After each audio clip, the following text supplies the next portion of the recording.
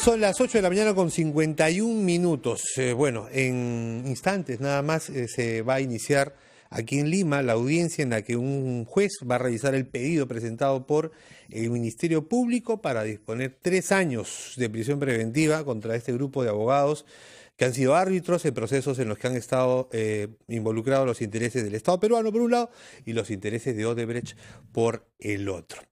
Bueno, vamos a esperar el desarrollo de esa audiencia, pero mientras tanto conversamos con el ex procurador anticorrupción, José Ugaz Sánchez Moreno, quien está en Piura, pero nos atiende de inmediato. Doctor Ugaz, buenos días, bienvenido. Muy buenos días, ¿cómo está? Bueno, ahora mismo tenemos varias figuras en las que tenemos que volvernos un poco expertos todos. Primero lo del Tribunal Constitucional, hemos conversado con expertos no solamente de nuestro país, sino de España, de Argentina, y ahora esta figura del arbitraje también, sobre la que queremos que usted nos ilustre. ¿Cómo está regulado el tema del arbitraje en nuestro país? Sobre todo en estos casos cuando hay intereses entre el Estado y una empresa constructora, por ejemplo. Sí, fíjese, el arbitraje es una jurisdicción complementaria a la justicia ordinaria, la justicia que imparte el Poder Judicial, por diversas razones que sería muy largo explicar, pero entre una de ellas, sin duda, la corrupción que ha existido por mucho tiempo en el sistema judicial, se decide crear este mecanismo en virtud del cual las partes que tienen una controversia deciden someterla a un tribunal que se conforma por abogados privados que asumen la condición de árbitros. Hay diversos tipos de arbitraje. Hay el llamado arbitraje ad hoc, en el cual no hay ninguna institución que organiza y administra el arbitraje, y existen los llamados arbitrajes institucionales que están administrados y organizados por determinadas instituciones, como es el caso de la Cámara de Comercio de Lima, o la Universidad Católica, por ejemplo, entre algunos otros. Dicho sea de paso, se ha cuestionado mucho la existencia de los arbitrajes ad hoc, porque al no tener un respaldo institucional, un reglamento, principios de ética establecidos, se ha prestado efectivamente en muchísimos casos a diversas corruptelas. Existe también el arbitraje con árbitro único, es decir, las partes deciden que un solo abogado, un solo árbitro sea el que resuelva la controversia, pero lo más frecuente es que se trate de tribunales arbitrales integrados por 3 árbitros que deben ser abogados, cuando es un arbitraje nacional, porque también existen arbitrajes internacionales, y en ese caso cada una de las partes elige a uno de los árbitros y entre esos 2 elegidos por las partes eligen a un tercero que se constituye en el presidente del tribunal. Cuando el arbitraje es institucional, entonces hay un reglamento que establece los distintos plazos y las situaciones que deben ser resueltas. Hay también, que es materia ahora relevante para esta discusión que se está teniendo sobre esta investigación, sí, una tabla referencial de honorarios en virtud de la cual, según la complejidad del caso, las partes intervinientes, etcétera, el monto en discusión, se fijan no solamente los gastos que va a implicar ese proceso, que puede tomar muchos meses, incluso más de años, sino también los honorarios que se le va a pagar a cada uno de los árbitros. Uno de los grandes problemas que se han detectado es que no solo los árbitros, por ejemplo, el árbitro que uno contrataba como una de las partes era coimeado, por decirlo de una manera, para que favoreciera a quien lo escogió. Porque, ojo, escoger un árbitro no implica, corrígeme José, que va a votar por ti. Es simplemente escoger un árbitro.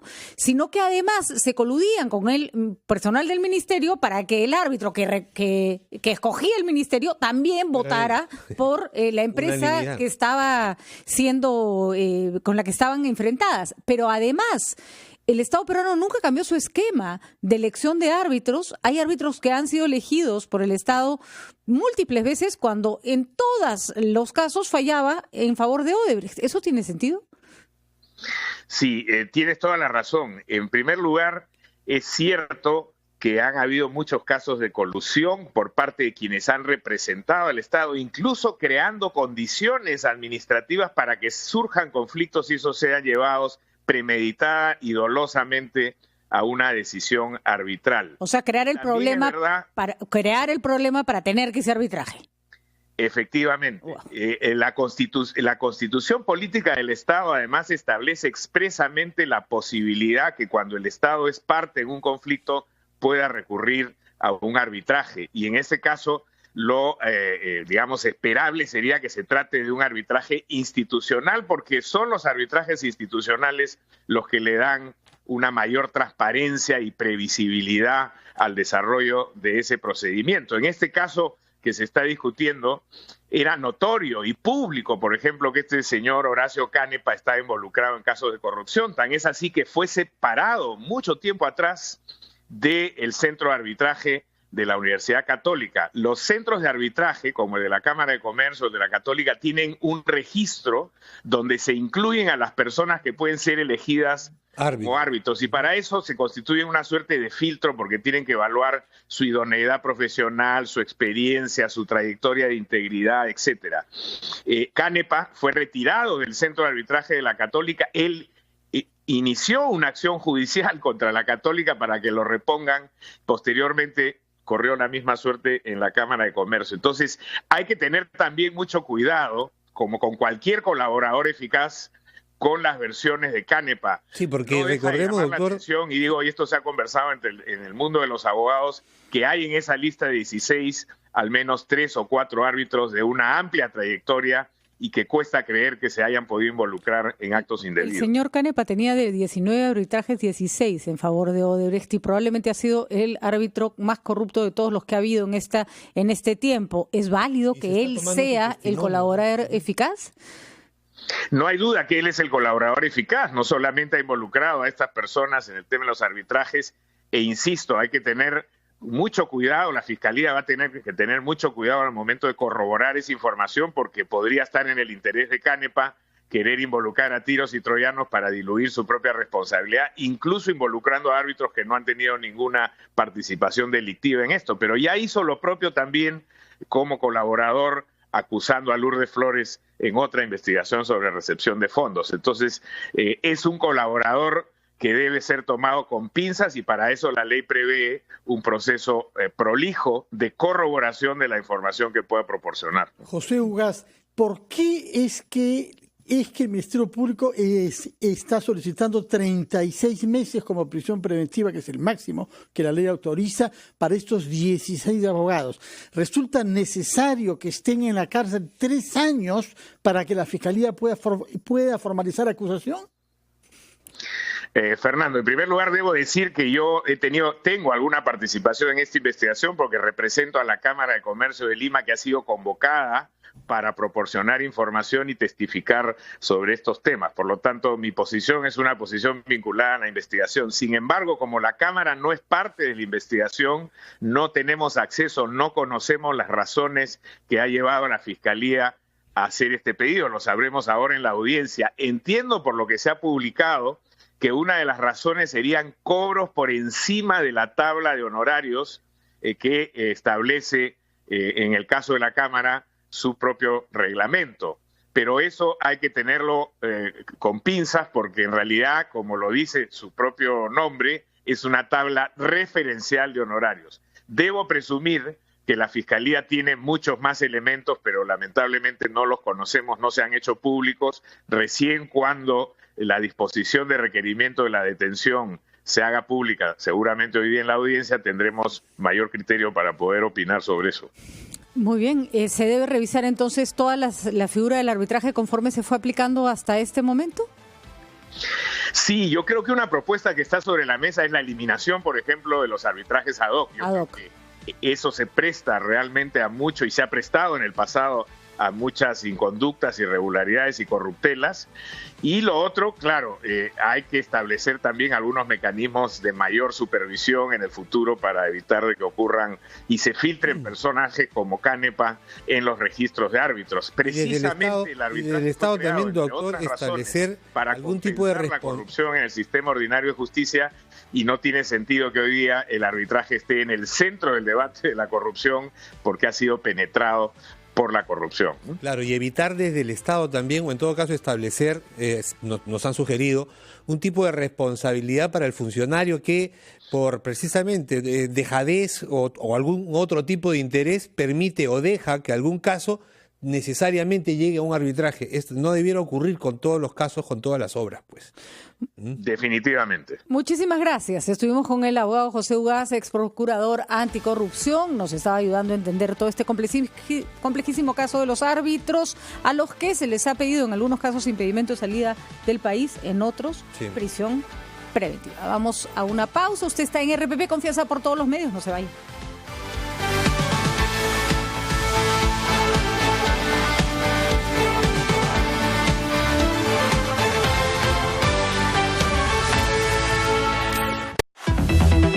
Los titulares llegan gracias a En Caja Arequipa. Sabemos por qué chambeas. Saca tu crédito al toque y aprovecha la campaña navideña. Recuerda, por tu familia todo. Caja Arequipa, impulsando tu bienestar.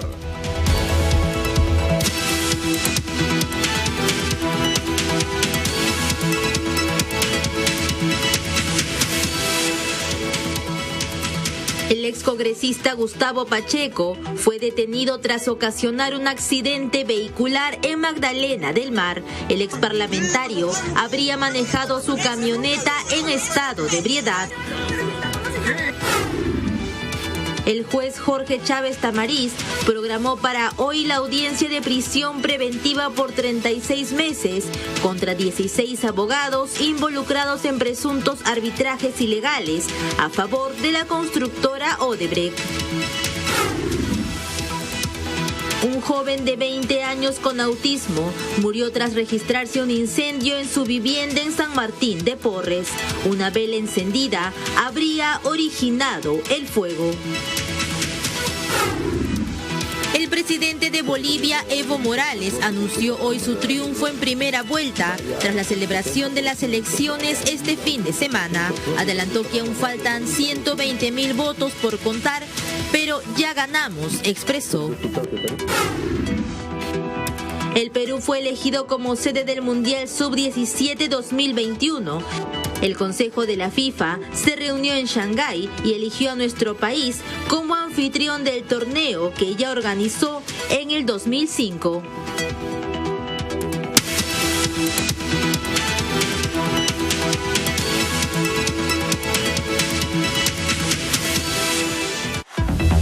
Los titulares llegaron gracias a En Caja Arequipa. Sabemos por qué chambeas. Saca tu crédito al toque y aprovecha la campaña navideña. Recuerda, por tu familia todo.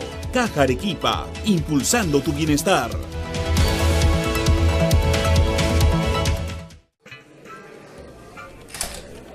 Hola Ángel, ¿irás a la reunión? Sí, claro, termino y voy. No te olvides que el bono de alquiler solo se otorgará a parejas que paguen renta mensual de vivienda no menor a los 0.78 UIT y que no supere los 0.371 UIT. Entonces ahí te veo.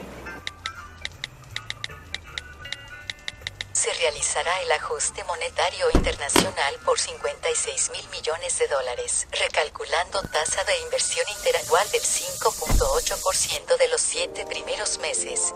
Tranquilo, en Economía para Todos te explicaremos los principales cambios en materia económica por los que atraviesa el Perú y el mundo, pero sobre todo, cómo afectan estos directamente tu bolsillo. Soy Omar Mariluz y estoy de lunes a viernes a las 4 de la tarde por RPP Televisión.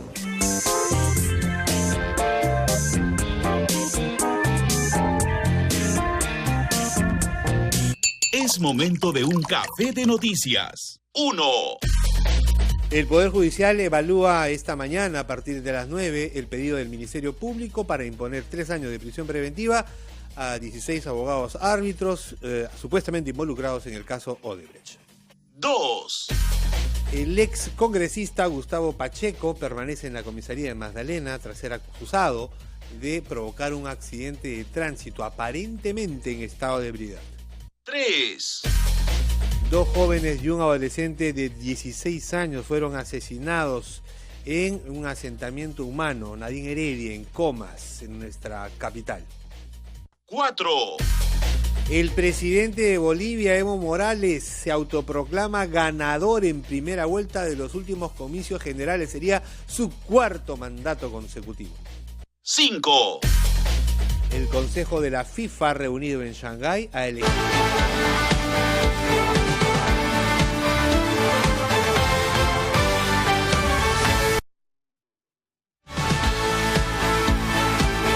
De mañana en la Universidad del Pacífico hay una reunión importante que debe contribuir a crear un marco normativo claro sobre delitos vinculados a la prensa, particularmente difamación. El cerebro de esto es el director del consultorio jurídico de la Universidad del Pacífico, Andrés Calderón, que está con nosotros, y junto a él el director ejecutivo del Consejo de la Prensa Peruana, Rodrigo Salazar. Buenos días. Cuéntenos, por favor, cómo es que se desarrolla esta mañana prevista en la Universidad del Pacífico, mañana precisamente. ¿Qué tal, Andrés? Buenos días. Buenos días, Ricardo, Patricia, Fernando. Muchas gracias por la invitación. Con Rodrigo Salazar del Consejo de la Prensa hemos armado este evento, que es en verdad una conferencia anual. Esta es la segunda que estamos haciendo desde que se creó la Clínica Jurídica de la Universidad del Pacífico, que se enfoca en temas de libertades informativas y transparencia. Entonces, este evento lo que busca es acercar la discusión que a veces el día a día no nos permite tener a ustedes periodistas, a los abogados que estudiamos el tema de libertades informativas y a funcionarios públicos, ¿no? ¿Cuál es el paciente enfermo, Andrés? Porque tú has dicho una clínica jurídica. Sí. ¿Ah? En este caso es la información, finalmente, ¿no? Porque lo que vemos es que tenemos un problema cuando quienes quieren cumplir adecuadamente el rol de difundir información y generar opinión en las personas, tienen algunas limitantes. A veces es el Estado el mismo el que lo limita, impidiendo que se pueda acceder a ciertas cosas que se manejan de forma oscura, y a veces son los mismos ciudadanos los cuales entre ellos se pueden atacar y pueden terminar hostigando a quienes cumplen esa labor o incluso amedrentando a través de penas de cárcel o indemnizaciones millonarias. Entonces, justamente el principal tema en discusión tiene que ver sobre si la pena de cárcel hoy en día es la herramienta ideal para atacar problemas de difamación, calumnia, injuria, es decir, de expresiones que puedan ir contra el honor. Teniendo en cuenta, por ejemplo, que hace unas semanas nada más la Corte Interamericana de Derechos Humanos, en un caso de un periodista venezolano, ha dicho que una sanción penal contra un periodista que difunde información que afecte el honor de un funcionario público nunca puede ser sancionado penalmente. Es contraria a la Convención Americana de Derechos Humanos. Entonces, este contexto, que no es solamente americano, sino es mundial, esta discusión se viene dando, es importante que se pudiera dar también aquí en el Perú, y para eso hemos invitado a distintas personalidades, periodistas, académicos. El evento lo va a inaugurar el primer ministro, Vicente Ceballos, donde él también va a enfrentar esa pregunta, ¿no? ¿Cuál es la responsabilidad que debe tener el Estado, debe tener el legislador frente a las afectaciones al honor y frente a posibles ataques que podría recibir la prensa? ¿Están ustedes sobre todo pensando en casos que hay en provincias en el Perú donde existen algunos medios de prensa que practican chantaje? Sí, efectivamente. No podemos considerar que el periodismo es uno solo dentro del país, ¿verdad? Hay periodistas que son serios, que son rigurosos, hay periodistas que hacen su trabajo bien. Hay periodistas que cumplen el rol del Tunche, este famoso personaje de la novela Mario Vargas Llosa, Pantaleón y Visitadoras, ¿verdad? Sí. Tenemos en cuenta que sucede... Sí. Rodrigo, permítanos, por favor, que estábamos esperando el inicio de la audiencia para ver la prisión preventiva que se ha pedido contra los árbitros, abogados, señalados ya en una relación que todos conocemos. Carlos Villarreal está en esa audiencia pública en el Poder Judicial. Adelante, Carlos. Gracias, Ricardo. Muy buenos días, amigos oyentes y televidentes. Directo en directo, estamos en la Corte Superior de Justicia especializada en delitos de crimen organizado y corrupción de funcionarios. Se ha iniciado efectivamente esta audiencia, solicitud de prisión preventiva de 36 meses para 16 abogados implicados en favorecimientos a Odebrecht presuntos en arbitrajes. Recordemos que uno ya se fue, Alejandro Álvarez Pedrosa viajó ayer a los Estados Estados Unidos, y en estos momentos el juez Jorge Chávez Tamariz, quien va a pronunciarse de seguro ya en horas de la tarde o entrada en la noche, está tomando lista, y en estos momentos vemos al doctor Humberto Abanto, abogado de Jaime Yoshiyama, quien se pone de pie y está diciendo que él mismo va a asumir su propia defensa, tal y como lo había adelantado en RPP Noticias en entrevista ayer en nuestras plataformas. Entonces vendrá luego la sustentación fiscal. El doctor Germán Juárez Atoche ya está en la sala, luego de la Procuraduría, y finalmente la defensa de cada uno de los abogados de estos 15 de 16 abogados para los cuales se ha pedido prisión preventiva. Regresamos, directo en directo, RPP Noticias. Carlos, el inicio entonces en la Corte Superior de Justicia de Lima de la audiencia en la que se va a decidir si es que se accede al pedido del Ministerio Público que solicita 3 años de prisión para esta relación de abogados árbitros. Bueno, estabas hablando, Rodrigo, perdón, te interrumpí. No te preocupes. Lo que comentaba es que efectivamente tenemos medios de comunicación y periodistas que hacen un trabajo muy serio. Tenemos otros que, claro, podrían chantajear, pero como decía hace unos segundos, Andrés, eso no es problema, digamos, de difamación. Eso es un delito en sí mismo, el chantaje, ¿verdad? La difamación se tiene que tratar, o la calumnia o la injuria, de una manera separada y distinta. Lo que es importante considerar también es que este evento que estamos trabajando y el proyecto de ley que vamos a presentar más adelante, a finales del evento, se marca dentro de cosas importantes. Una de ellas es la lucha anticorrupción. Tú no puedes luchar contra la corrupción desde los medios de comunicación si tienes corruptos, si tienes personas que están metidas en el crimen organizado, que te crean por difamación. Entonces eso genera una autocensura que es muy preocupante, que no permite trabajar con libertad, ¿no? Por un lado. Y por otro, ver el hostigamiento contra la prensa, ¿no? Lo hemos visto recientemente en Chile, ¿no? Han incendiado el diario El Mercurio, han incendiado el diario el Comercio en Quito, en Ecuador. En el pasado ya han incendiado diarios en el Perú también, entonces tenemos que considerar que hay que tener cuidado también con ese tema del hostigamiento contra la prensa y trabajarlo y saber cómo enfrentarlo también, ¿no? Hay 3 casos que se van a ver en este evento que, digamos, después de la presentación del Premier Ceballos, viene un panel de periodistas que van a discutir 3 casos emblemáticos muy actuales, ¿no? Gustavo Gorriti va a hablar del caso de hostigamiento ante la prensa. Él tiene claramente una posición marcada justamente frente a las reacciones que ha tenido la divulgación del trabajo, en su caso a través de IDL Reporteros, y que no es el único caso que ha enfrentado algo similar, ¿no? Va a estar Pablo Gas comentando las reacciones legales que han habido a las investigaciones que ella viene haciendo por el tema del sodalicio, y va a estar Juan José Garrido, director del Comercio, hablando sobre, por ejemplo, el tema de las reacciones que genera la difusión de encuestas, ¿no? Esta comisión investigadora que se quiso crear en el Congreso, y que no era la primera crítica a la que se enfrentaban los medios de comunicación por la difusión de esta información. Y luego un panel de abogados donde también vamos a discutir cuáles son los límites que tiene la prensa en su labor informativa y cuáles son los remedios que hay que plantear. Porque el hecho de que no, desde mi perspectiva, no deba haber una sanción penal, no quiere decir que no deba haber algún tipo de remedio.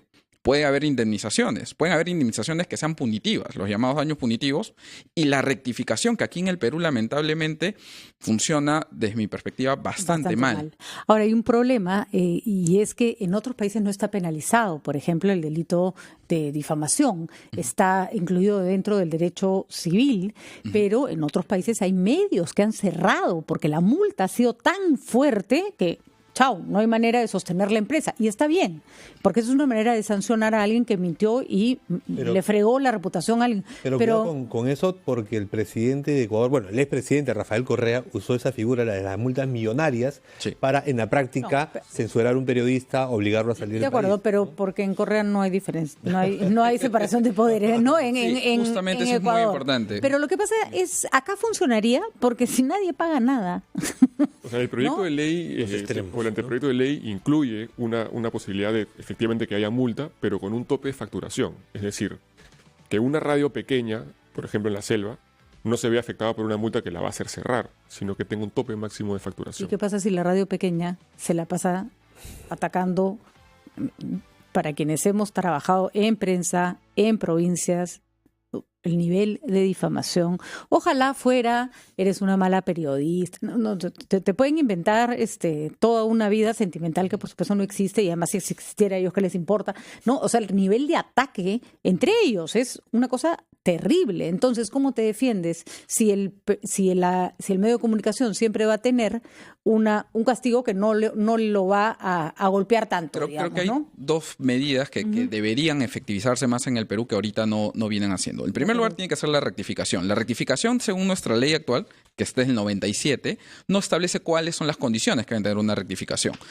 Yo creo que si uno mete la pata en una portada, bueno, pues tiene que corregir la metida de pata también en una portada. Si uno le dedica 10 minutos de un programa de televisión, que sería excesivo, ¿no? O 10 minutos de un programa de radio, darle un tema equivocadamente, tiene que darle también esos 10 minutos en el mismo horario. Eso no está normado. Está normado solamente la rectificación, pero no la forma de ejecutarla. Y hoy en día se ejecuta de manera defectuosa cuando si es que es un buen medio que por lo menos tiene la entereza, la honradez de rectificar y comunicarle a sus ciudadanos, a sus lectores, a su audiencia, que se han equivocado. La mayoría de casos, lamentablemente, no sé si es por ego o por una mala aplicación de la ley, una mala interpretación, o porque los jueces no la están haciendo aplicar, no ocurre. Ese es el primer remedio. ¿Cómo puede hacerse vigente todo este marco normativo en las redes sociales?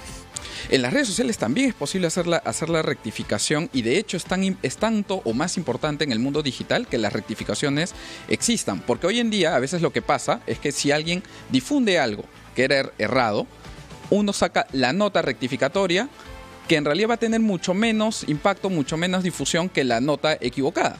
Entonces yo creo que, por ejemplo, una obligación, que esto es un tema que ya se discute en otros países, es la rectificación tiene que acompañar y tiene que vivir toda la vigencia que va a tener la nota que se equivocó. Por ejemplo, si yo me equivoqué en una web, entonces en esa nota donde yo me equivoqué, no borrarla, sino poner acá rectificación, esta nota se divulgó, fue con un error. Y mantenerlo en redes sociales, por ejemplo, durante todo el tiempo en que se mantuvo también la nota equivocada.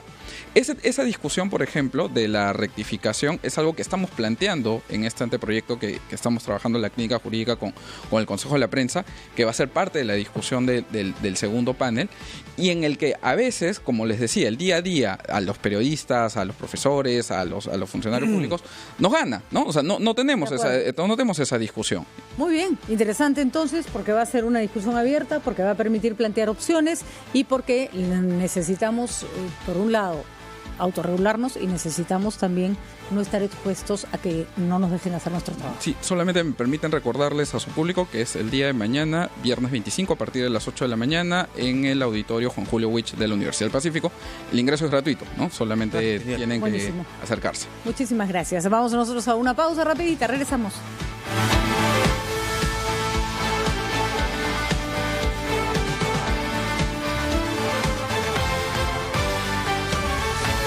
Es momento de un café de noticias. 1. El Poder Judicial evalúa esta mañana, a partir de las 9, el pedido del Ministerio Público para imponer 3 años de prisión preventiva a 16 abogados árbitros supuestamente involucrados en el caso Odebrecht. 2. El ex congresista Gustavo Pacheco permanece en la comisaría de Magdalena tras ser acusado de provocar un accidente de tránsito aparentemente en estado de ebriedad. 3. 2 jóvenes y un adolescente de 16 años fueron asesinados en un asentamiento humano, Nadine Heredia, en Comas, en nuestra capital. 4. El presidente de Bolivia, Evo Morales, se autoproclama ganador en primera vuelta de los últimos comicios generales. Sería su 4º mandato consecutivo. 5. El Consejo de la FIFA, reunido en Shanghái, ha elegido al Perú como sede del próximo Mundial de Fútbol categoría Sub-17, que se va a jugar en el año 2021. Cafetal presentó ¡Qué buen café de noticias! Es momento de un café de noticias. Llegó gracias a... En el Perú nos gustan las experiencias auténticas. Por eso, hace más de 60 años, disfrutamos del inconfundible aroma y sabor de Cafetal. El café de verdad. ¿Sabías que 3 de cada 10 mujeres embarazadas en Perú tiene anemia? Este es un consejo de padres para padres. Para tener un embarazo saludable debes de comer de 4 a 5 veces al día. En tu dieta diaria debes aumentar alimentos ricos en hierro como pescados, lentejas y carnes rojas, bien cocidas. Puedes complementar tu alimentación tomando tabletas de hierro desde la semana 14. Siguiendo estos consejos podrías prevenir la anemia para ti y para tu hijo. No lo olvides, lo que le das hoy le dura toda la vida. Desarrollo Infantil Temprano es organizado por RPP con el compromiso de la Sociedad Nacional de Pesquería y el apoyo de Pacífico Seguros. Para ser innovador hay que aprender de los que no son como tú, de los que no piensan como tú, de los que no aman como tú. Los innovadores no siguen la corriente, ni se rinden a supuestos límites. La innovación empieza por abrazar las diferencias, porque solo escuchando otros puntos de vista puedes aprender. Abre tu mente. Innova UPC.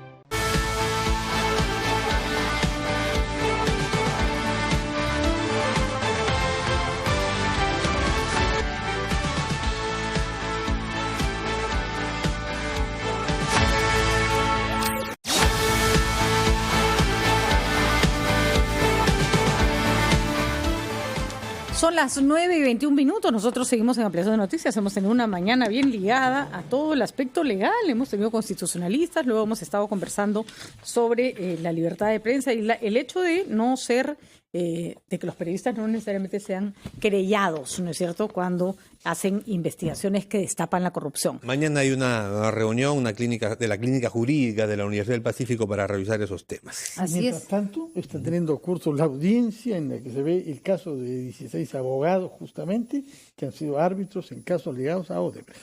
Efectivamente. Y con quien conversábamos sobre este tema, José Ugaz Sánchez Moreno, que ha sido procurador anticorrupción, decía que había que tomar con pinzas lo que diga Horacio Canepa, que es el colaborador eficaz en este caso, porque él está señalando a otros árbitros y, por supuesto, existe la posibilidad de que él señale a otras personas tratando de evadir su propia responsabilidad. Lo de Horacio Canepa, como lo dijo José Ugaz, ha sido muy escandaloso y se sabía, incluso la Cámara de Comercio de Lima y la Pontificia Universidad Católica del Perú lo expulsaron porque era una persona que no trabajaba limpio. Él es el que está señalando a otras personas, entre las cuales, tal como lo señaló José Ugaz sin dar nombres y nos ha llegado información de otros lados, son gente que ha trabajado limpiamente, ¿no? Entonces la justicia tiene que saber a quién escucha y por qué las personas dicen lo que dicen. Detrás puede haber otros intereses, sí, ¿no? Claro que sí. Por eso, con pinzas. Con pinzas, efectivamente. No todos los que están metidos en el mismo saco son culpables de lo mismo. Estamos con el señor Eric Villanueva Cancán, él es presidente de la Asociación Nacional de Cesantes y Jubilados de Educación. La asociación se llama ANSIGE. Ellos han dirigido un oficio a la ministra de Educación, Flor Pablo, porque le solicitan audiencia y atención para el reajuste de sus pensiones y la regularización legal de los bienes de la ex mutualista magisterial. A ver, explíquenos un poco este proceso, señor Villanueva, aquello que están reclamando y de dónde proviene el problema. Muchísimas gracias por estar con nosotros. Buenos días, gracias de nuestra parte, al contrario, y muchas gracias por la oportunidad. Efectivamente, como comentaba el señor Fernando Carvalho, nosotros somos 122,000 pensionistas del sector de educación a nivel nacional, que en este momento venimos sufriendo en el plano económico y social, la marginación, porque nuestras pensiones son irrisorias, entre 800 y 900 soles mensuales, congeladas por más de 20 años. Venimos reclamando año tras año ante las diversas autoridades y las instancias del Estado, incluido el Congreso de la República. Sin embargo, no somos atendidos. En esta coyuntura, luego de la disolución del Congreso de la República, nosotros somos conscientes de que el Poder Ejecutivo también ha concentrado en sus manos la tarea legislativa. Por consiguiente, hasta febrero más o menos del próximo año, tiene en sus manos resolver los problemas económicos y sociales de los diferentes sectores. En el caso de los maestros cesantes, tenemos, como decía, el problema pensionario. Estamos solicitando un aumento de pensiones que debe ser sustancial, porque a raíz de la reforma constitucional del 2004, el gobierno está autorizado a tratar las pensiones bajo la modalidad de reajuste, es decir, es posible el aumento de pensiones. A principios de años, como es de conocimiento público, el gobierno dio un aumento, aunque desde nuestro punto de vista muy bajo también a los pensionistas de la 19.90, pero a los de la 25.30 no nos alcanzó ni un centavo. En consecuencia... ¿Cuánto están cobrando unos y otros de los dos regímenes? Los de la 25.30 estamos un poquito mejor, diríamos, ¿no? Por 50, 100 soles más, porque los de la 19.90 tienen una pensión máxima de 857 soles mensuales, que también está congelada. O sea, más o menos 40-45% del sueldo mínimo de los maestros. Exactamente. En ese entendido, nosotros pensamos de que el Ejecutivo tiene la posibilidad de disponer un aumento. No estamos pidiendo que sea un aumento fabuloso, evidentemente. Entendemos la disponibilidad fiscal, que está muy reducida, etcétera, pero debe atenderse como a otros sectores sociales. Por otro lado, tenemos el otro problema de la llamada deuda económica o deuda social. Es una bonificación que se nos otorgó con la ley 24029, ley del profesorado en 1990. Sin embargo, desde esa fecha no se nos abona en forma completa. ¿Por qué? Porque al año siguiente, en 1991, el señor Fujimori, presidente en aquella oportunidad, suspendió prácticamente esta bonificación mediante el Decreto Supremo 051, que en su artículo 10 específicamente se dirigía en los pagos de esta bonificación a los maestros, disponiendo de que sea calculado en base a una remuneración total permanente, pese a que la ley decía que ese cálculo debía hacerse sobre la remuneración total. Entonces viene una deuda acumulada desde 1990 por aplicación de ese artículo 10 del Decreto Supremo 050. ¿Cuánto más o menos para cada? Exactamente. Hay un promedio de 300 a 350 soles mensual que nos deberían de pagar. Sin embargo, actualmente se nos paga entre 25 o 30 soles mensuales. Entonces hay una diferencia. El Poder Judicial y el Tribunal Constitucional ya se han pronunciado sobre esto, diciendo que está mal aplicado ese Decreto Supremo 051 y por lo tanto existen sentencias individuales donde están obligando al Ministerio de Educación a que se nos pague completo esta bonificación. Entonces también existe una magnífica oportunidad de parte del Ejecutivo en esta ocasión para derogar este artículo 10 del Decreto Supremo 051 a efectos de que se nos pague inmediato esa bonificación en forma universal a todos los maestros. Entonces también eso significa de que si hay voluntad política de este gobierno y estando a que la ministra es la vocera del sector educación, nosotros nos hemos dirigido a ella en estos términos para que en el Consejo de Ministros, estando próximo a aprobarse el presupuesto de la República para el 2020, se considere estas reivindicaciones pensionarias de los maestros cesantes. ¿Han sido recibidos por la ministra? ¿A la ministra ha respondido el oficio? Muchas gracias por esa pregunta y es muy oportuna. Todavía no se nos ha respondido oficialmente porque nosotros le hemos anunciado que mañana, aprovechando la estadía en Lima de más de 3.000 maestros cesantes de todo el Perú, porque en esta semana estamos desarrollando un 15 encuentro en el aspecto deportivo, cultural, artístico, artesanal, con diversas actividades, nos vamos a movilizar el día de mañana al Ministerio de Educación a las 11 de la mañana. El día de ayer, sorpresivamente, fuimos invitados a una reunión al Ministerio de Educación y nosotros pensábamos de que efectivamente podría ser con la ministra. Sin embargo, nos dimos con la sorpresa de que solamente se nos reunió con funcionarios de la Oficina de Diálogo. Como ustedes comprenderán, son funcionarios de segundo o tercer nivel que no tienen capacidad de decisión y efectivamente así se demostró en la reunión. Lo único que ellos, efectivamente, agradecemos, dicho de paso, esa reunión, pero que no tiene la capacidad de decisión a ese nivel. ¿Cuánto están reclamando por cada cesante, tanto respecto del aumento del monto de la pensión como de la deuda social?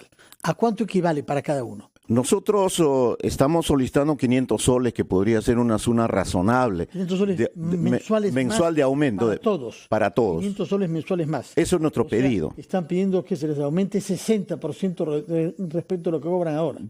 Aproximadamente, pero claro, no tanto, señor Caraballo, en términos, podemos calcular en términos porcentuales, sino en términos monetarios, porque usted comprenderá, frente a una pensión de 800, 900, un aumento de 500 inclusive es insuficiente, pero sin embargo, lo hacemos en función a que entendemos la disponibilidad fiscal, repito, no la capacidad presupuestal que tiene el gobierno, que es limitado, pero sin embargo, este monto incluso puede ser discutido y podemos entenderlo, ¿no? Para lo cual tenemos una comisión que se ha constituido constituido de todas las bases del país para que me acompañen el día de mañana y apersonarnos al Ministerio de Educación. Bueno, muy bien, esperemos que se llegue a algún acuerdo dentro de las posibilidades, por supuesto, de la caja fiscal, pero también dentro de las necesidades de los maestros jubilados. Totalmente de acuerdo, señorita Patricia, en ese entendido, porque también como maestros entendemos y comprendemos cuál es la situación de la ley, pero debemos conversar, ¿no? La ministra debe abrirnos las puertas para poder dialogar. Quiero terminar brevemente con lo siguiente. Sí, rapidito. Tenemos también otro problema con los bienes del ex mutualista magisterial. La ex mutualista magisterial fue una asociación de los maestros que fue liquidada en 1972 por el gobierno de Velasco. Hasta el día de hoy, esos bienes siguen a nombre de la mutualista magisterial. Sin embargo, el año 77 se nos concedió la administración y como ustedes comprenderán, la administración es pues a medias, pese a que nosotros somos los propietarios. El Tribunal Constitucional ya se pronunció sobre este tipo de problemas con el tema de los bonavistas, al considerar que los aportes de los trabajadores son propiedad privada y el Estado no puede disponerlos. Por lo tanto, también pedimos de que esto sea regularizado en ese documento y el día de mañana. Muy bien, son las 9:30. Le agradecemos muchísimo al señor Eric Villanueva Cancán por haber confiado en nosotros a venir a exponer su problema. Y vamos nosotros rapidísimo a una pausa y venimos con la última parte del programa.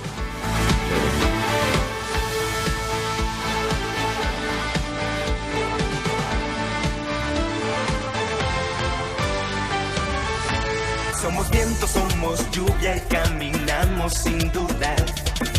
Abre tu mente, siente tu luz, nunca desmayes, nunca te rindas. Vive así, sin mirar nunca atrás. Vive Universidad Ricardo Palma, formamos para la vida. Hola Ángel, ¿irás a la reunión? Sí, claro, termino y voy. No te olvides que el bono de alquiler solo se otorgará a parejas que paguen renta mensual de vivienda no menor a los 0.78 UIT y que no supere los 0.371 UIT. Entonces ahí te veo.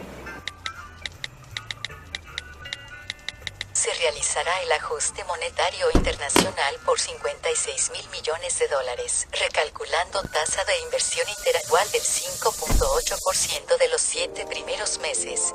Tranquilo, en Economía para Todos te explicaremos los principales cambios en materia económica por los que atraviesa el Perú y el mundo, pero sobre todo, cómo afectan estos directamente tu bolsillo.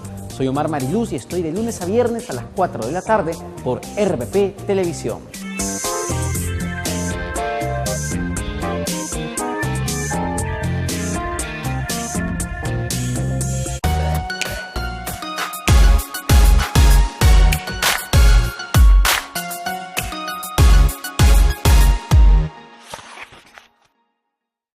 Hola, ¿qué tal? Soy Paul Vega y quiero hablar desde mi libro favorito o uno de los libros importantes para mí, una novela muy especial para mí que se llama Robinson Crusoe de Daniel Defoe.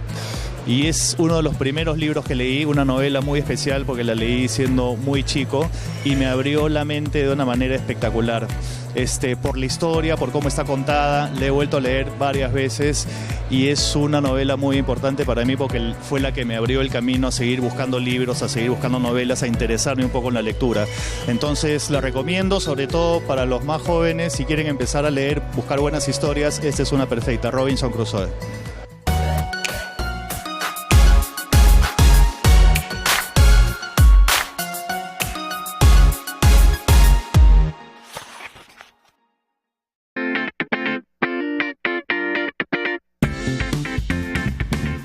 Hola, soy Walter Eizaguirre y hoy quiero hablarles sobre algunas consideraciones que ustedes tienen que tener para saber cómo invertir su dinero. Lo primero que tienen que saber es cuál es el objetivo que quieren con ese dinero o con esa inversión. ¿Cuál es el monto disponible que ustedes tienen? ¿Cuál es la rentabilidad deseada? Es decir, cuánto quiero ganar, pero siempre asociado a un plazo de tiempo. ¿Cuál es la aversión al riesgo? ¿Qué significa? Si a mí me gusta el riesgo y puedo aceptar algunas cosas, puedo invertir en la bolsa de valores. Pero si no tengo un poco de aversión al riesgo, lo que tendría que hacer es invertir en un instrumento de plazo fijo. Y por último, el plazo siempre es muy importante, porque si yo tengo un dinero que necesito dentro de 2 o 3 meses, no debería hacer ningún tipo de inversión, porque la inversión siempre tiene un riesgo asociado. Eso es muy importante que nosotros tengamos en claro. La inversión siempre va a tener un riesgo asociado. Infórmense para que puedan tomar una mejor decisión. Soy Walter Eizaguirre, experto en finanzas personales.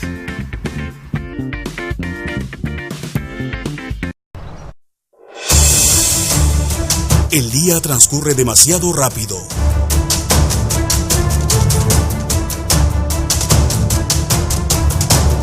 Nosotros nos detenemos para analizar los hechos y explicártelos al final de la jornada.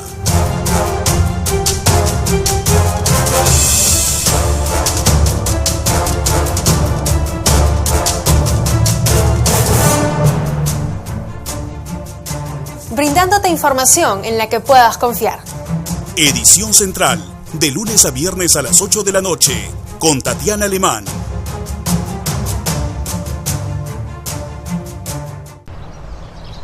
Radio Oxígeno.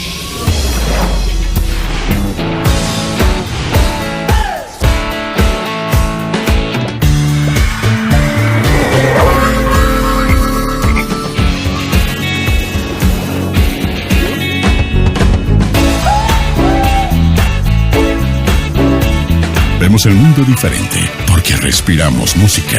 Radio Oxígeno, clásicos del rock and pop.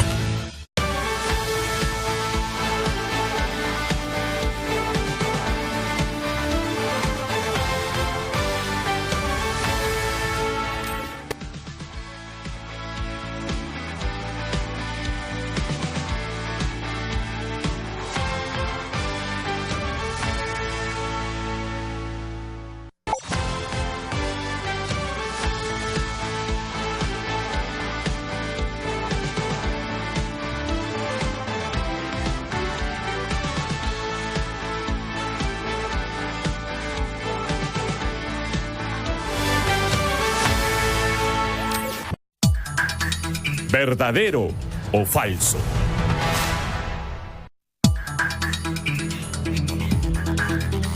Hoy 36 minutos de la mañana y ya estamos en nuestro segmento verdadero o falso tan esperado. Todos los jueves lo esperamos con ansias. Y Carla Díaz con nosotros para contarnos cuáles declaraciones fueron acertadas, cuáles dudosas y cuáles fueron mentira. Hay que aclarar y vamos a decirlo con toda claridad, las declaraciones que se escogen y se comentan en este segmento las hace Ojo Público y las presenta en RPP. Nosotros no influimos en eso, así que Carla, gracias por estar con nosotros. ¿Qué tal? Buenos días, Patricia. Buenos días, Carla. Sí, la primera frase fue pronunciada por la integrante de la Comisión Permanente, la señora Rosa Bartra, quien justamente en este programa ayer comentó sobre el accionar de los congresistas y en este caso el descontento de la población hacia el trabajo que han tenido los exparlamentarios, y en ese marco ella comentó sobre los resultados, fue consultada sobre los resultados de la comisión que ella presidió para investigar el caso Lavallato, cuyo informe atribuyó responsabilidades y habló de indicios de delitos a 132 personas, pero excluyó de ese grupo al expresidente Alan García, lo cual ella refutó y comentó lo siguiente. Sobre el aspecto penal, conclusión 36. De lo expuesto en el punto relacionado a las acciones coordinadas, responsabilidad sobre el señor Alan García, Enrique Cornejo, Luis Cuba Hidalgo, Edwin Martín Luyo, Barrientos, Mariela Yanet Huerta Minaya, y etcétera. Nunca se excluyó, nunca. Falso. Sí, es importante explicar que en primer lugar la congresista, estas son las razones por las cuales toda esta declaración en sí es falsa. En primer lugar, la congresista leyó en vivo el nombre de Alan García en una relación de personas con presunta responsabilidad penal por el caso Tren Eléctrico específicamente. Pero el texto original que nosotros hemos revisado no incluye en ningún sentido el nombre del señor, del expresidente. Bartra en este caso leyó un texto que no es real. En segundo lugar... inventó un nombre que no estaba en el texto. El texto de las recomendaciones respecto a las consideraciones penales sobre el caso del tren eléctrico no menciona al señor García. Hay que reconocer, el texto es público y cualquiera lo puede encontrar y revisar. El texto puede ser, es libre, de libre acceso en la web del Congreso. Solamente revisándolo hay una gran cantidad de documentos respecto a la Comisión Lavallato, y también se encuentran las votaciones, el historial de las votaciones y las asistencias, los cuales nosotros también hemos revisado para esta verificación. En segundo lugar, otro argumento por lo cual no es preciso esto que ha señalado la señora Bartra, es que el informe de la Comisión Lavallato concluyó que Alan García cometió una infracción constitucional, cometió infracciones constitucionales, pero en el mismo acápite, el informe, en este caso se inhibe de formular algún tipo de denuncia constitucional alegando que los hechos ya prescribieron en el año 2016, es decir, 18 meses antes de la presentación de este informe. Por tanto, tampoco, según el informe, procedía generar una denuncia constitucional contra el señor García.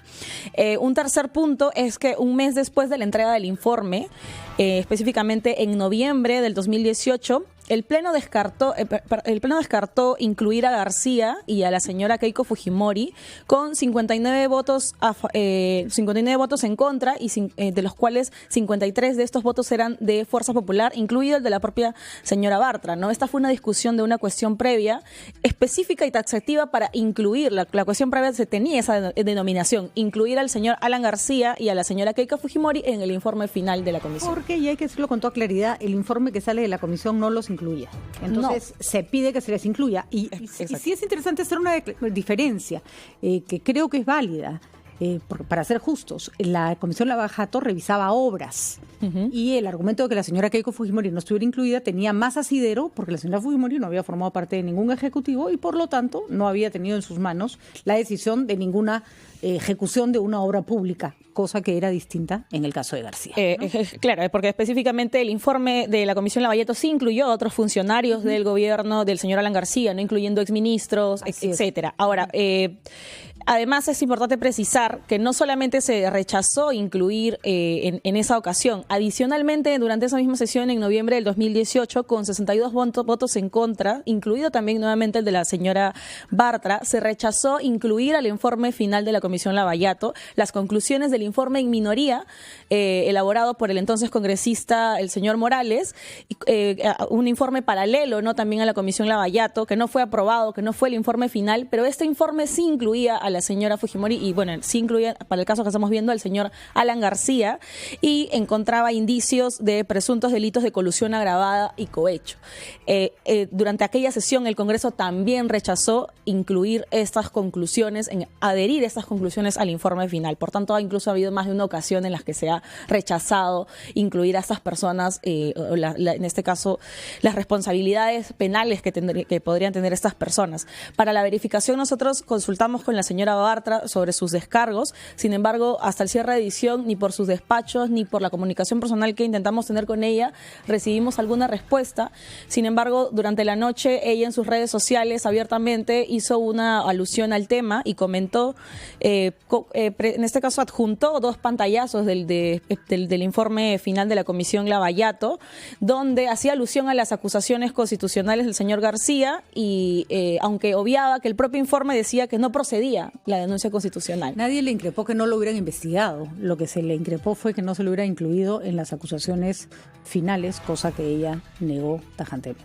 Claro, lo que son 2 hechos fácticos es que ni en las responsabilidades constitucionales se sugiere denunciar a García, en primer lugar, como ya explicamos, porque estos prescribieron en 2016, y en segundo lugar, en el ámbito penal, el señor García no se encuentra. La señora Bartra en su tuit solo cita una investigación del Ministerio Público Penal, ¿no?, contra el señor García y otros por tráfico de influencias, pero que ya había sido iniciada en 2017. Este informe es del 2018.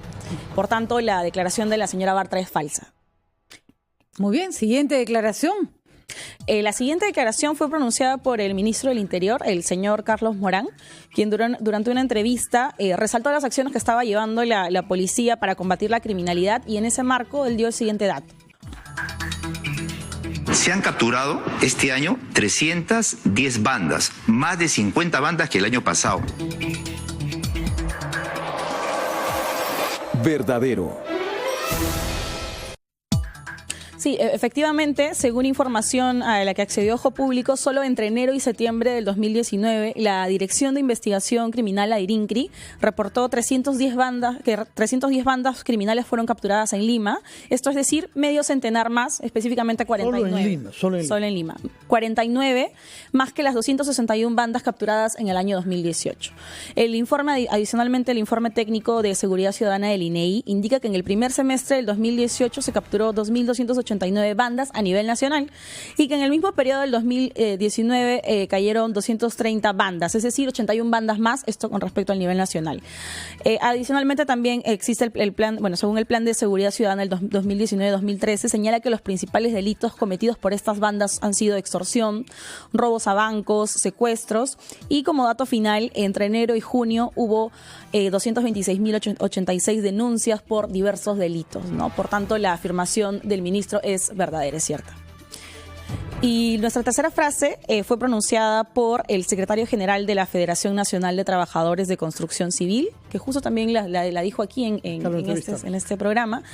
El señor Augusto Ramos Dolmos comentó que la crisis política que se vivía en el país afectaba, en este caso, el trabajo y en este caso había una disminución del empleo en el sector de construcción. Entonces, en ese marco, él, para sustentar su posición de que había menos empleo para los trabajadores de construcción, comentó lo siguiente. Que del 2014 a la fecha, la industria de la construcción, tanto en obras públicas como privadas, se había retraído 26%. Falso. Sí, según el último reporte mensual del INEI sobre el PBI, el sector construcción tuvo un crecimiento de 4.53% en agosto del 2019 con relación al mismo mes del año anterior.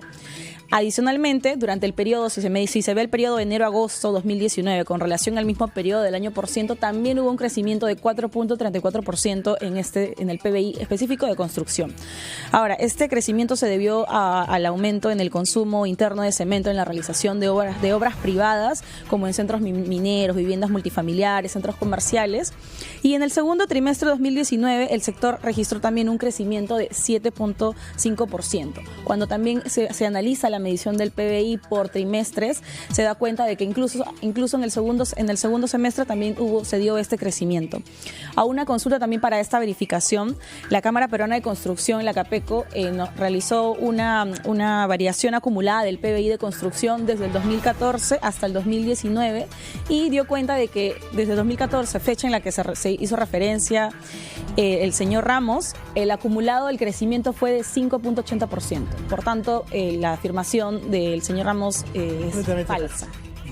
Muchísimas gracias, Carla. Muy bien, Carla, clarísimo. Entonces, importantísimas, por cierto. 9:46. El próximo jueves volvemos con Carla y verdadero o falso, pero ahorita nos vamos a la calle. Andrea Mezquita está con nosotros. Andrea.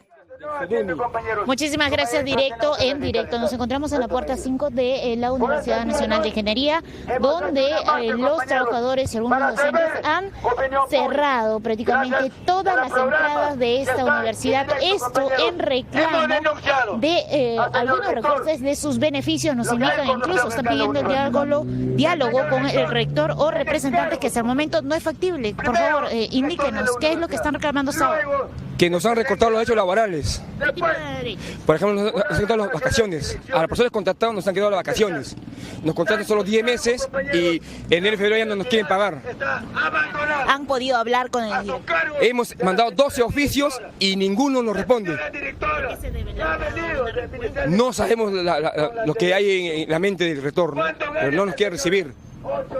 Este cierre de la universidad ha sido coordinado también con el grupo estudiantil.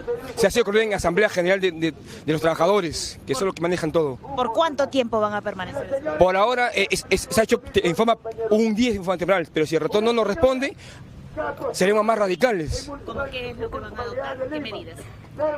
Seguramente será la huelga indefinida, ¿no? Empezar la huelga indefinida. Perfecto, bien, muchísimas gracias. Ha sido un representante de los dirigentes del Sindicato de Docentes y Trabajadores de la Universidad Nacional de Ingeniería. En directo, RPP Noticias. Chao. 9:48. Teníamos entonces a los trabajadores de la OUNI denunciando recortes y haciendo este reclamo del cual nos hablaba Andrea Mezquita. Son las 9:48. Por supuesto, Fernando, seguimos muy de cerca lo que ocurre en Chile y también estamos muy atentos a lo ocurrido en Bolivia. Recordemos que Evo Morales se ha autoproclamado, antes de que termine el conteo oficial, presidente de su país en su tercera reelección, cuarto mandato, en lo que se considera un fraude electoral, ¿no? Vamos a ver cómo reacciona la OEA y cómo reacciona el pueblo boliviano ante lo que tiene todos los visos de ser una arbitrariedad. Nos despedimos, nos vamos a una pausa porque todavía tenemos un poquito más, ya volvemos.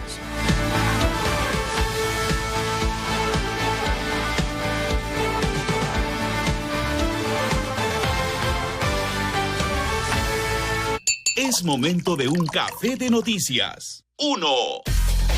El Poder Judicial evalúa esta mañana, a partir de las 9, el pedido del Ministerio Público para imponer 3 años de prisión preventiva a 16 abogados árbitros supuestamente involucrados en el caso Odebrecht. 2. El ex congresista Gustavo Pacheco permanece en la comisaría de Magdalena tras ser acusado de provocar un accidente de tránsito aparentemente en estado de ebriedad. 3. 2 jóvenes y un adolescente de 16 años fueron asesinados en un asentamiento humano, Nadine Heredia, en Comas, en nuestra capital. 4. El presidente de Bolivia, Evo Morales, se autoproclama ganador en primera vuelta de los últimos comicios generales. Sería su 4º mandato consecutivo. 5. El Consejo de la FIFA, reunido en Shanghái, ha elegido al Perú como sede del próximo Mundial de Fútbol categoría Sub-17, que se va a jugar en el año 2021. Cafetal presentó ¡Qué buen café de noticias! Es momento de un café de noticias. Llegó gracias a... En el Perú nos gustan las experiencias auténticas. Por eso, hace más de 60 años, disfrutamos del inconfundible aroma y sabor de Cafetal. El café de verdad. La disfunción eréctil y la eyaculación precoz tienen tratamiento. Llame y separe su cita médica al 01748-1900. bostonmedical.la. Feria Taurina del Señor de los Milagros 2019. Con las mejores figuras del toreo. Enrique Ponce, José María Manzanares, Sebastián Castela, Miguel Ángel Pereira, Cayetano Rivera, Joaquín Galdós y por supuesto nuestro gallo peruano Andrés Rocarrey. Hacho 2019. Del 20 de octubre al 1 de diciembre. Entradas a la venta en Teleticket. El programa Valle Lindo de Tía María ya está en marcha. Limpieza de canal de regadío Buenavista. Tuvimos la idea de gestionar a través de la empresa South del Perú. Hemos sacado piedras, cascajo, mala hierba mayormente que ensucian el canal. Es muy importante porque la población consume esta agua. Son 4 kilómetros de limpieza que nos ha apoyado la empresa South.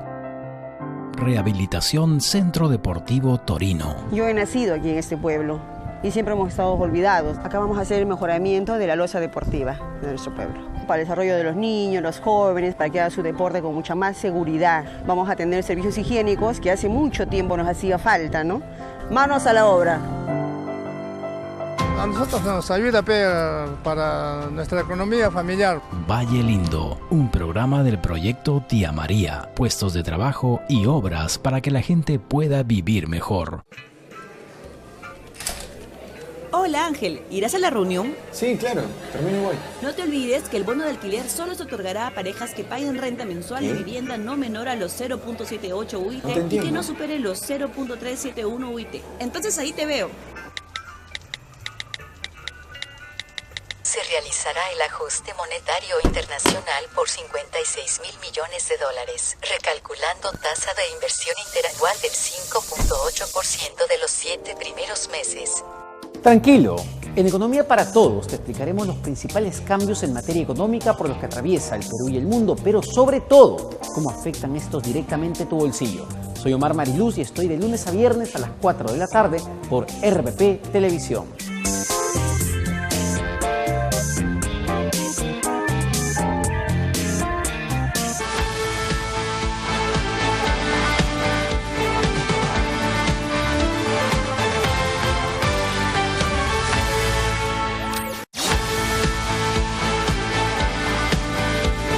Mañana con 53 minutos, ingresamos a la recta final de ampliación de noticias de hoy, jueves 24 de octubre. Regresamos a la audiencia donde se decide si es que se aceptan los 3 años de prisión que ha pedido la Fiscalía para los 16 abogados árbitros en el caso de Odebrecht. Carlos Villarreal, adelante. Gracias, directo en directo.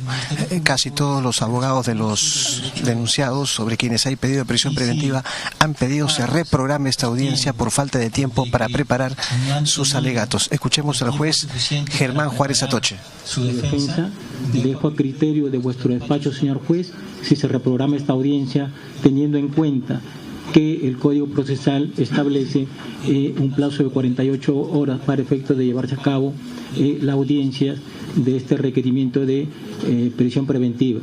En ese sentido, señor juez, el Ministerio Público va a acatar lo que vuestro despacho resuelve en ese sentido. Y aquí quiero rechazar de que se esté mencionando de que se trata de una cuestión apresurada. No se trata de una cuestión ni una decisión apresurada, señor juez, sino lo que ha hecho su despacho es cumplir con lo que establece la norma procesal.